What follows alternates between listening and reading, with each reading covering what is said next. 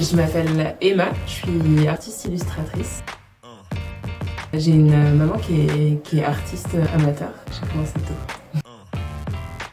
Début d'adolescence, je me souviens d'avoir regardé des films, des dessins animés des studios Ghibli, Miyazaki, etc. Pour moi, c'était un peu à la fois monstrueux et en même temps hyper artistique.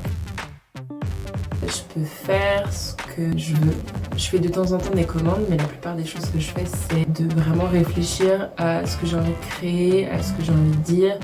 Et j'en fais des illustrations et après je les propose aux gens et les gens les achètent ou pas. Mais j'ai cette chance-là de pouvoir vraiment être libre. Je suis pas très sculpture, mais j'aime beaucoup Niki de Saint-Phalle.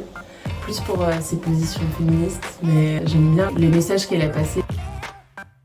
La lambada.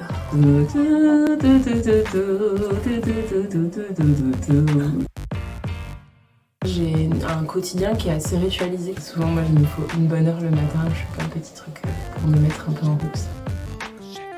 C'est possible que ça soit genre mieux la nuit. Quand on a un conflit avec des gens, de savoir si on a envie de gagner ou si on a envie d'être en paix. Et de toujours se poser la question. Si on se rappelle ça, moi, je sais que ça apaise tout. Ma mère là dans un cadre. C'est un bonhomme avec un chapeau. Mais vraiment, je crois que j'avais 2 ans. Que je militais par la douceur que je mettais dans mes dessins. Un morceau de Ben Mazué. J'ai pas de souvenirs embarrassants.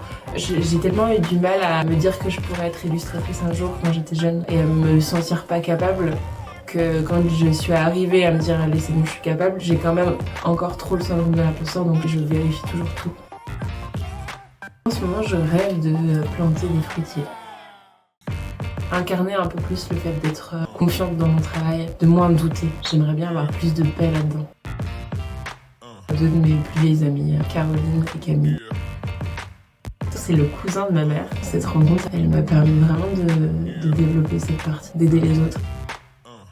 Ça me plaît de m'imaginer accompagner des jeunes dans une sorte de résidence artistique avec vraiment tout un parcours et pas de leur faire un exercice, mais de vraiment de les accompagner à ce qu'ils créent quelque chose vraiment qui soit palpable.